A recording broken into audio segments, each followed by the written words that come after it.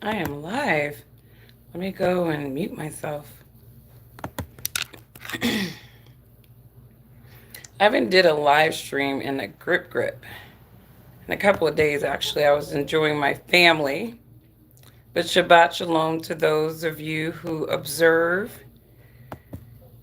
Let me go ahead and mute that.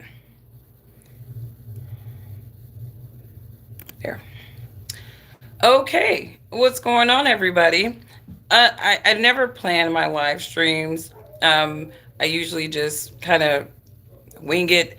But today, I actually planned this live stream, and I'm a little bit early because I got some things to do. I've been like, my house is just, I feel like it's just free flowing. I got rid of so much stuff, so I've been busy, work, home life. You guys know how it is. But I was thinking about 2024, and it's been an interesting year. And if you missed this, you are welcome to catch this on the replay. But it's been an interesting year, and when you kind of peel back the layers of the bigger stories, we started off the year in anticipation for the Jeffrey Epstein list, right? How are you, Brian? I see you. My holiday was great. I don't celebrate Christmas. I do believe that is Satan's birthday, but I did enjoy the day off with my family. And I look at this season as more of a season of giving. So I don't, celebrate the holidays of the Romans. But I hope that everybody enjoyed their day. Oh yeah, you did say that. Yeah, yeah. I hope everybody enjoyed the day. Whatever you celebrate, even if we don't celebrate the same thing, hopefully you enjoyed the day. But I was thinking about 2024, and I think a lot of people, I literally thought that Epstein revelations were gonna occupy this year. I thought that I missed you too, Brian. Man, you know what? Sometimes you got to take time for your people, and that was some good time. But, I thought that the Epstein list was going to be the hot topic ongoing this year. They built up the Epstein list in the beginning of the year. Oh, it's going to drop on this day. It was supposed to drop at the end of the year. Then it didn't drop. And then they were kind of scrambling around, right? And then they're like, and then when they did drop something, it was pretty much everything everybody knew, right? Everything, Bill Gates, Bill Clinton, the usual suspected pedophiles. It wasn't really anything shocking. And then when you figure out that this was not a client list, that it was actually just flight logs, it just left everything really cold. So the public really was left blue-balled when it came to Jeffrey Epstein, right? They had to protect all of those people. And honestly, like I said before, we weren't going to get what we wanted with Jeffrey Epstein. If we would have got the Jeffrey Epstein client list, you're talking about legal institutions, you're talking about Wall Street, you're talking about a lot of institutions that would have reputational collapse just because of the affiliations with Jeffrey Epstein. So I did not think that we were going to get anything juicier about Jeffrey Epstein at all. And what a shame. But they're like, well, the people want something. What's going on, InfoWare? I see you. I see you. What's going on? Is it Ericina? I see you. Right? It would have been a mess. It would have crashed the market. It would have crashed the market. Right? Because there's so many deep-seated pedophiles that are walking around in the justice system and on Wall Street, and they were partying with Jeffrey Epstein, playing with them kids. But we know this. But again, they couldn't give us Jeffrey Epstein because he was protected by the Mossad, right? He was a Mossad agent. Let's just keep it a buck, right? And so they're going to suppress all those deviants connected with him. So they gave us Diddy. They're like, here, we can't give you all of Epstein, but let's give you Diddy. And then with Diddy, it's like we got a bag of garbage, really. I still don't know if there were children involved, if there weren't children involved. There's a lot of allegations about this person, this child star. But at the end of the day, they're holding Diddy in jail for what reason? I don't know. I really don't know why Sean Diddy Combs is still in jail outside of the fact that they're trying to shake him down, weaken him, and make sure that they have all of the collateral that that he may possibly have to incriminate some very high profile yet disgusting people. So that's pretty much where we are with the pedophiles. They're still protected. They're still protected. They gave us a blackface with Diddy, right? And now they're going after even Jay-Z. Now they're going to have to find different strategies, right? Because, throwing this whole pedophilia on every single body is probably not going to work. I believe it with the Mossad folks versus some of these other folks. Some of these people I think are just guilty by association. I believe that Sean Diddy Combs is capable of some of the things that he's been accused of, but Jay Z, Sean Carter, not so much. I'm going to need some more evidence. But it's interesting though, because as I'm looking at all these takedowns, I noticed that there is a huge takedown of black buck dancers, whether they're politicians, celebrities. It seems that these blacks that were leveraged by these democratic or pedophile machines, they're basically being thrown under the bus. You look at Fonnie Willis, right? Did all that talking, running off at her mouth. What is Fonnie doing now but sitting around embarrassed, right? Alvin Bragg, what is he doing, right? Letitia James, right? These people are sitting there looking afraid of for their jobs because they were leveraged. So 2024, it started off an interesting year with Epstein, but I think politics rule the year. I can definitely say that politics rule the year. I see some new people coming in. You say at the same time we would still be working. Oh yeah, the companies would collapse or they'd be facing reputational risk, but everybody would be required to still go to work and make their money, right? Lolita Express was a plane that was stocked with children like Wayfair. Wow. Who owns Lolita Express? We can't like six. Yeah, man. You know what? These people, some of them are spectators. Hit the like button.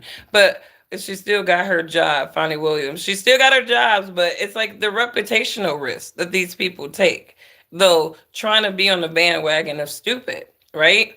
And that's the bigger thing with me with some of these black politicians. It's like, stop being butt dancers for these people. You're embarrassing yourself.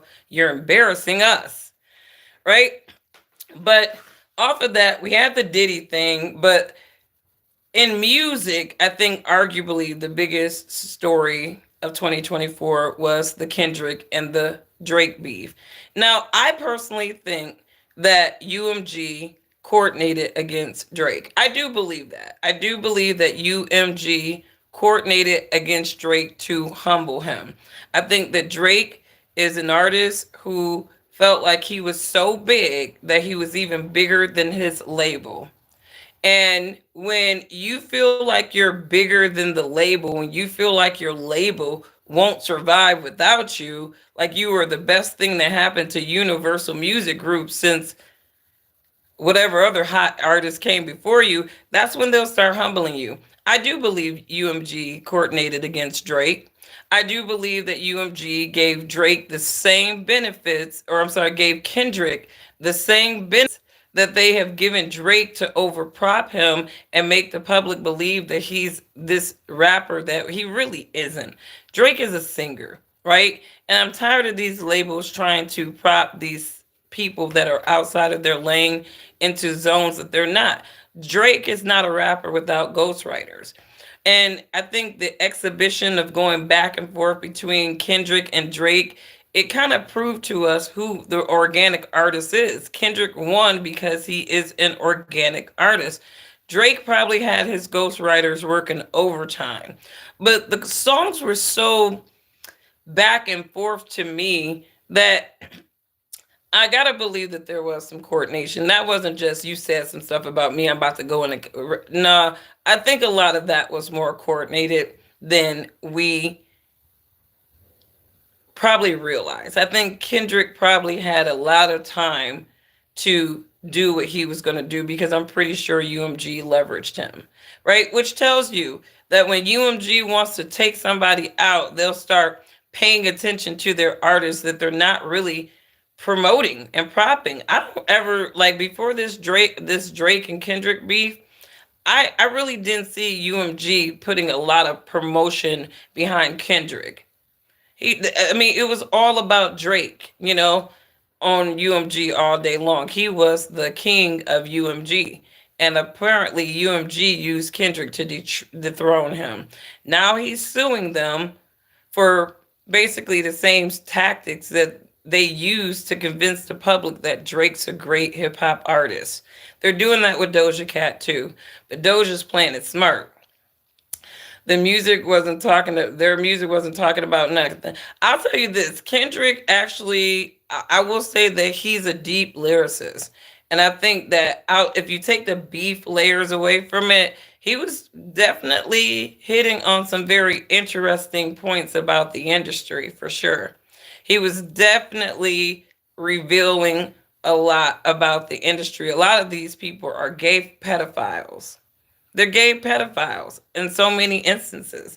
But K Dot and Drake beef, that was probably the hottest exhibition of music that I've seen in a while. And so that was definitely a highlight for 2024 for me because it was just great. I still can't get enough. But I'm going to say something.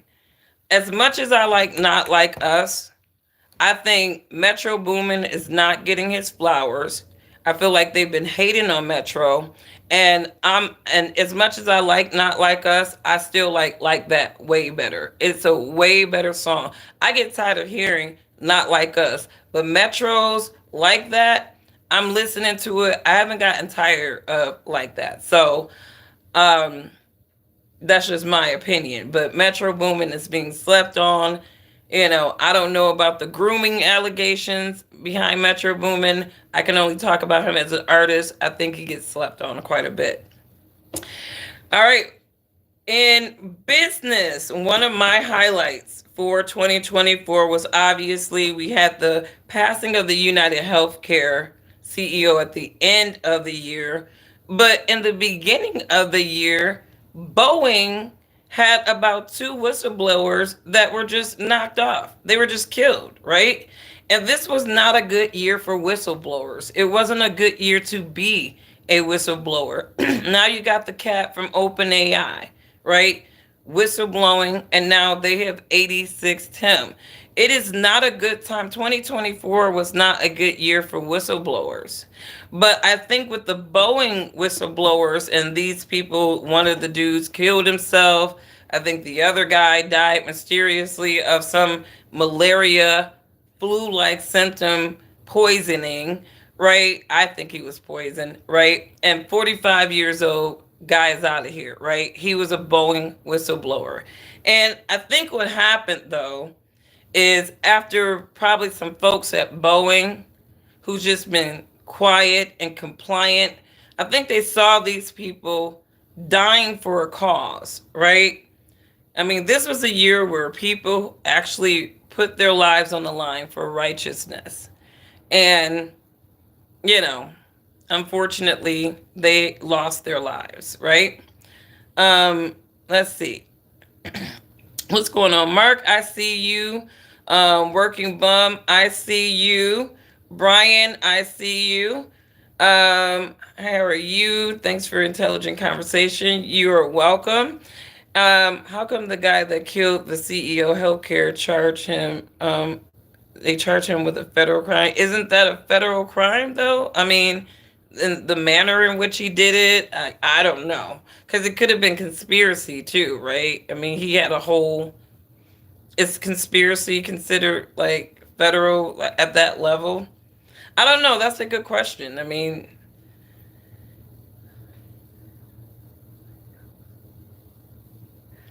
would he get charged with a federal crime? What would be the reason why he wouldn't be charged with a federal crime? because that was definitely cold-blooded murder, but it seems like he might have premeditated it, and maybe because of the guy and his status, it's considered a federal crime. I'm not sure. I'm gonna have to look into his charges. It's always been history, not just this year. No, I definitely agree with you, Juan. There is nothing new under the sun. But it's sad that, this year it was revealing a lot about happening under the sun, because these whistleblowers, man, the greed, the corporate greed, knowing that people died, because either they were silent or compliant, that eats at people. And see, the thing is with companies like Boeing, unfortunately, is that Boeing has transitioned out of the honor of an engineering firm. And now they are a greed machine. They are a corporate greed machine. They have lost their flowers as a just true engineering firm.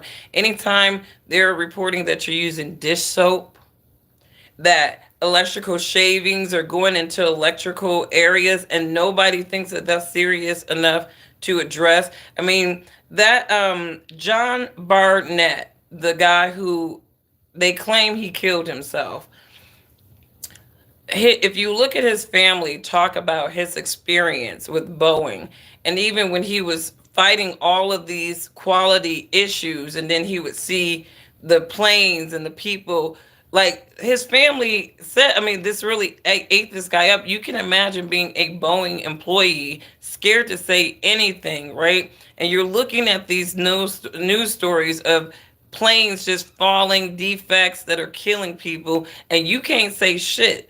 But it's eating you alive to know that the company cut corners. They knew there was a problem, and they put profits over people.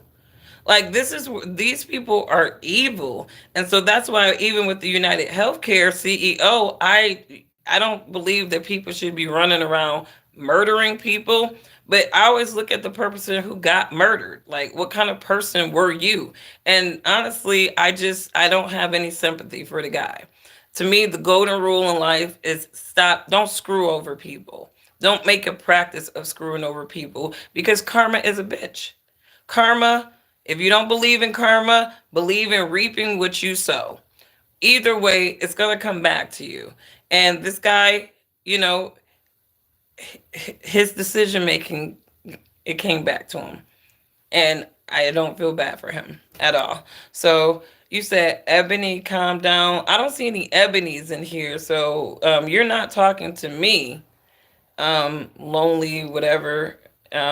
So we're gonna give you one more time to just come in here saying shit, and then we're gonna have to get your ass out of here. But anyways, didn't the Boeing whistleblower die mysterious? Two of them did. They died 2 months apart. One of them died. I think one of them died 7 months ago, and the other died 9 months ago. So they died 2 months apart, and both of these guys were, you know, they were testifying. And John Barnett, like he was kind of like the main one. They found him in his car with a so-called self-inflicted gunshot wound. I do believe these people whacking these people off, though, right? I mean, they do things that put their reputation on the line. And then when somebody says something about it, right, as opposed to them dealing with the reputational risk, right, some of these people just knock them off, right? These companies are getting dangerous, large and small. They are. But here's the thing, it's the United States government's fault, because we are supposed to be an antitrust, anti-monopoly nation. When I went to business class, and when I started college, I took my business 101 classes and the business classes in college. They teach you about how this nation is supposed to be anti-monopoly and antitrust. They're probably not teaching your modern day college students these things, because obviously the United States is allowing these companies to have a free-for-all. If they got enough paid lobbyists, right, they can screw us over. They can screw us over. If they have enough paid lobbyists, they can screw, and enough of our elected officials invested and actively trading in their companies, they can screw us over, right? They can screw us over. So it's interesting to see. Okay, well, let me see. Calm down. Let me just get your ass out of here. You calm the fuck down and stop coming over here. Sorry. I don't know who that dude was talking about calm down, Ebony. It's like, bitch, my name ain't Ebony. Like, what are you talking about? Like, people just come over here saying shit. They want all the corporations consolidated because they're easier to. This is like Atlas Shrugged. This is Atlas Shrugged. The government definitely wants to own the private sector, right? If they own the private sector, right, and they dangle a bunch of welfare shit, right, they can punk the private sector folks into doing shit like forcing their people to take a vaccine that's for emergency usage. You know what I mean? Strong arming their people into doing shit like that and leveraging OSHA to do it, right? Leveraging OSHA to get these big corporate side chicks of theirs to strong arm their people to take some pharmaceuticals that they're invested in. This shit is so disgusting on so many different levels, and yet you got a lot of snakes in Washington that allow it, right? So we are going to prayers up for our whistleblowers. Prayers up to the family of John Barnett, and also I believe the other guy was John Dean.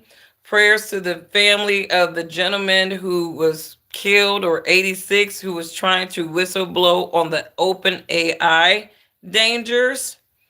Prayers up to these people because they're brave people. They understand the risk. A lot of these people are thinking of financial risk, but according to John Barnett's family, that Boeing thing took a toll on that man so much. And even the interviewer asked his mother, "Do you blame Boeing for your son's death?"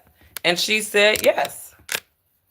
She said, "Yeah." So these people are just, I mean, because it's almost like you're guilt locked at that point. Like every time you look at a plane, if you're a quality control person at Boeing and they're telling you to shut the hell up on anything, right? Every time you look at a news story and you see a Boeing plane crash or something like that, it cuts at your soul. It don't cut at these greedy ass people's soul because they're not the ones who are committed to the quality of the planes. I mean, and that's usually what happens with anything, right? You know, the more people, when you have these shitty people who are investing in your company and they want to tell you how to do things, cut costs. If you have a business, I'm going to tell you right now, if you respect your business, you love your business, be satisfied and content. Don't ever trust the private equity snakes. Because that's really what is happening to a lot of these companies. They're getting bought out by major shareholders who are showing them ways to cheapen up their products, cut costs so that they can have a bigger bottom line. They're leeches. These people are demonic leeches, and God will take care of them for their evil, wicked ways. Greed is a sin for a reason. Greed is a sin because it is a sin that can lead you to go off and do some shady ass shit that's going to compromise other people. And that's why these people, I look forward to the day when all of them are burning for their sins. You said you're scared to fly now. I am definitely apprehensive about flying now. And,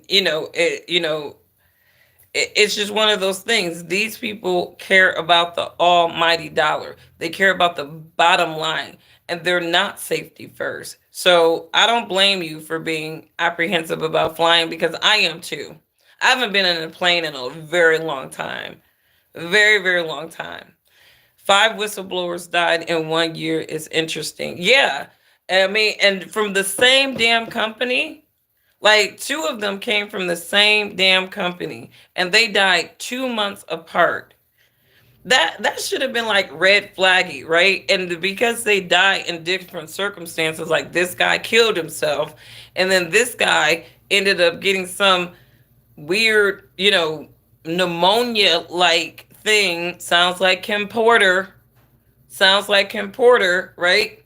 They got shit out there that they can poison people with that can make them seem like they're having flu-like symptoms, but they've been poisoned. And it'll look like a natural causes type of death when really these people have been slipped on.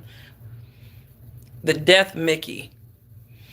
All right, yeah, getting to Donald Trump. Now, politics, I think, really ruled 2024. I think it was an interesting political year because I think in the beginning we thought this was going to be a Trump and Biden race.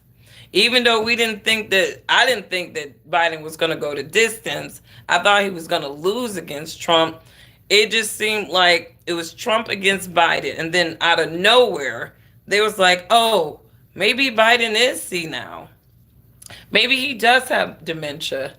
Maybe he is giving a little off. So, you know, what should we do, guys? It's like, we don't have anybody else. And Kamal was like,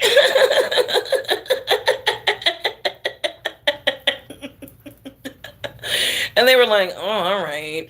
Oh, all right. So she cackled her way into the nomination, and that was sad. The Democrats did everything they could to blackify that woman.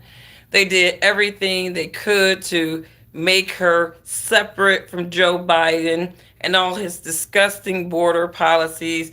They tried to do it, but Kamala Harris, she was trying to be loyal, right? She wanted to be loyal to Biden so she couldn't talk any shit about him, right? And I bet you she wished she would have talked a little shit about him after the way Joe Biden and Joe treated her after she lost. She was looking like an outcast. But anyways, I think that nobody with a logical mind, though, thought that Kamala Harris had a chance, right? Only the emotional people thought that Kamala Harris had a chance, right? And Trump was just sweeping her the whole entire way to me. And then election night, he just mopped the whole damn country with her. And, it was so bad that Kamala went into hiding for a while. And then after that, her donors were pissed off at her because they're like, wow, she raised almost $2 billion. It was $1 billion at the time they were bitching, but then they come to find out that, oh, that was a super PAC that raised 1 billion, and then this other group, they raised another 1.5. So she had about over $2 billion raised, got mopped across the country, and the donors were pissed because, you know, I guess they didn't realize that Kamala Harris's team was selling a lie. They needed Kamala Harris to ride on the fan bases and the audiences of celebrities just to make it seem like she was more popular than she really was. And then on election night, they got the shock of their lives. And I think the overarching theme for the political session this year is that the Democrats have to abandon their identity cards now and forever. It's never going to work. It's never. Trump did not win because he's a white guy. Trump did not win because he was a white guy, right? Maybe, him being a man played a factor in there, right? But Trump didn't win because he was a white guy. I don't think he won because people actually felt like he was a better shot at the economy than Kamala Harris, and even continuing on with Kamala Harris. And I'm sorry, her and Tim Wolf just looked like two geeky ass puppets. They were like the worst. It's like the State Puff, Marshmallow Man, and the Joker laughing their asses off. It was a horrible combination. So Democrats politically, they definitely got their asses handed to them this year. And that's not to say that, futuristically they're done, right? Because the Republicans, the one thing I know about the Republicans is that they're always going to find a way to fuck up a win or a winning streak. So we shall see how they actually play out, because they're not the sharpest tools in the sheds either, right? They'll be talk about some use your common sense and logic, and some of them don't even have it. They don't even use it their damn selves. It's just like a little statement that they use to make themselves feel smarter. But we'll see what happens. It seems like the Republicans right now are not too happy with Elon Musk, right? Elon wants to kind of pathway some of the illegals into the country by upping the H-1B, visas. Now, I used to work with H-1B people all the time. I used to work with H-1B. I used to work with automotive sector. Everywhere in the automotive sector, you're going to find the allotment for H-1B workers. There were some companies that I worked at, like, dang, I can't really, when you're an institutional investor, you can't really be calling out companies like that. So I ain't trying to give nobody no props. But there's automotive companies that prefer to have Americans versus people from other lands. But let's make concessions here. And I'm just going to talk about this topic from the lens of a former automotive and product development recruiter, right? And I work with the manufacturing sector, mostly automotive engineers. And there were certain functions on the vehicle that Americans did not have the specialty in. It's just a matter of fact, right? And even down to just certain um, what they call it, product life cycle systems like PLCs, right? If I need to find a PLC architect, I will likely find that person in India before I find them in America, because we have degraded our education system, even down to the secular institutions. They're not teaching people in the same manner. They're not concentrating on, I would say, certain high technical functions like they are in other countries. So it is true, and Elon is not wrong. When you want high tech skills, you do have to go outside of America. I've seen it. I've seen high tech roles open, requisitions open for months because the manager was trying to find an American, slowing down product development because they're trying to find an American. And it's just, it's not, nobody has time for that. Do I believe that we need to have like all these illegals, pathway to an H-1B? No, because they're not skilled, right? But I do agree that the highly skilled, and most of these people, you're talking about your CAE folks, right? These people are coming from India, right? They are. You go to any automotive sector place, a lot of times you're going to see CAE engineers type folks. They're Indians, right? H-1B folks. And they're very much needed. They're very much needed. And I've worked for tier one suppliers, OEMs. H-1B folks are needed to keep things moving. And, if Americans, that portion of Americans that are upset about this, right, and Elon's position on the H-1B, right, I do encourage you all to like go out and start specializing yourself, right? Specializing yourself, because I'm telling you, it's going to get worse before it get better. And you cannot rely on American institutions to teach you the highly technical aspects of engineering. Then overseas, I think Americans should be going overseas for school. I don't think Americans should be trusting the US education system at all. And even these secular institutions, they're not doing their job. And I know this because I actually worked in higher education for 14 years of my career. I mean, I started my career off working in higher education administration before I even went into the automotive sector and recruiting. So I know what the hell I'm talking about. The H-1Bs, they're definitely necessary for highly, highly technical skills. Now, I would never, ever, ever hire an H-1B person to do a technician's job.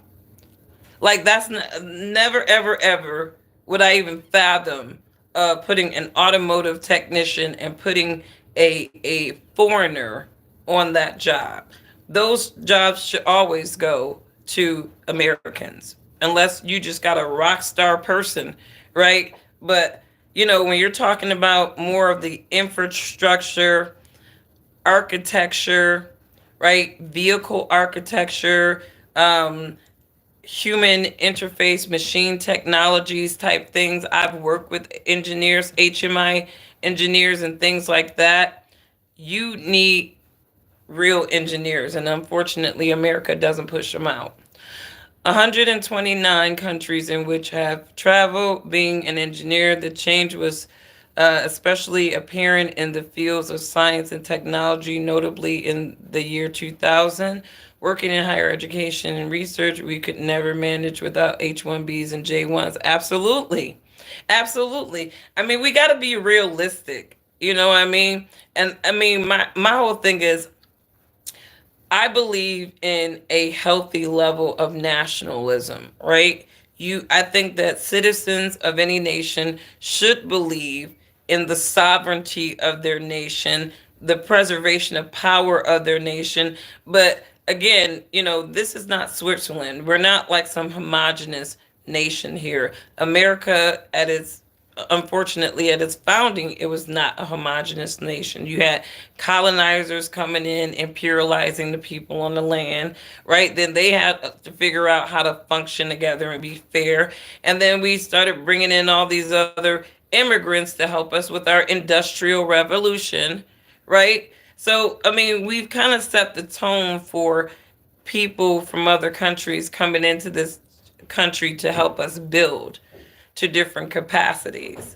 So it's not really outside of anything that has been done before that prioritizing H-1B visa workers is on the minds of the Trump administration. I'm just hoping that they're getting rid of the liabilities, right? My friend used to be an immigration person in Canada, used to work for the immigration company or agency, and he was telling me how Canada's you had to have like a skill to go into Canada. They had to like know what your value was going to be in Canada in order for you to get a visa there. And I mean, we need to go back to that as the United States. It really shouldn't be easy to just come up in this country and just start functioning. Right? I mean, and I think it's a slap in the face to the folks that actually went through that H-1B process for the Democrats to let all of these liabilities into the nation, slapping those people in the face. So we got to get back to that. How long did it used to take back in the day? 7 years to become a U.S. citizen. It was a whole process. We got to do that. But we do need the H-1Bs, y'all. So we do need them. And here's the thing about the H-1B. They know this too. They are so geeked to come into America that they're willing to do a lot of these engineering functions for 15, $20,000 less than an American. They already know that they're coming in at a lower market value just being an H-1B. So these people already know what it is, right? And they're not stealing Americans' jobs. If you're talking about the H-1B folks, those aren't the people stealing American jobs. It's the illegal ones that are actually stealing, the low skilled illegal ones that are stealing American jobs. Those are the ones that Americans should have issues with, because these highly technical H-1B people coming in here, Americans can't see them anyways. And I'm just being honest. And I have been talking about America's education system. I've been talking about this since I've been recruiting, that America is not pushing out qualified people. I don't give a damn how many Harvards and Cambridges we have here. They're not doing their damn job. I worked at an engineering company, or I worked in an engineering technology program. Our math, I'm talking about differential equations, it was way more sophisticated that I don't even think somebody from Harvard could transfer in and do the diffie that we were doing at this technology school, right? But we pushed out good engineers, theory to practice engineers at this school. They could get in, hit the ground running. They weren't talking about nobody holding their hand or mentoring them, right? They were how does it work around here? Right? Some of these institutions are not pushing out good engineers, they're not pushing out good period. Right? So we need the H1Bs in our lives. All right? Um and they're more loyal too. I mean, I bet you that these people, only time the H1B folks, they took a holiday is when they were going to see their people. These people, they don't call off. They're loyal, and Americans got to be. A spade is a spade. A spade is a spade. All right. So I just wanted to just say that with the H1B, because I know that people are just pissed the hell off at Elon Musk right now, because obviously he's advocating for the immigrants and the H1Bs. But I think people do really need to understand what H1Bs, these visas are, and what type of people are actually getting them. These are not your run of a mill migrant people at all. These are highly skilled, highly technical people who are coming into this country doing what Americans have not been trained to do, because the US education system sucks that much. So, anyways, you guys, let me know what are some more highlights that you guys have for 2024. Those were my big ones, right? They're whacking off CEOs, they're whacking off whistleblowers, they're dropping like flies, right? Trump won. It was a win for the Republicans. I think it was a win for conservatism, right? The Democrats are picking up their faces. But let me get off because obviously my family is not going to stop bothering me. So you guys have a wonderful, wonderful day. We can pick this up another time, but thanks for tuning in. Let me know in the comments what you guys think about the 2024 recaps. Anything else interesting that you guys thought that were big? Let me know, and I will catch you on the next one. Next one. Shout out to Info Warrior. He said Lockheed Martin and Boeing company announced a joint venture. 2005. Boeing has suffered from Lockheed Martin's management producing a defective part. Forrest, you said a mouthful there, because I think check out that drilling that Elizabeth Warren did with these Boeing folks, right? She was really talking about how they have United Healthcare, how they have monopolized the healthcare industry. So let me know what you guys think, and I will catch you on the next one. Bye.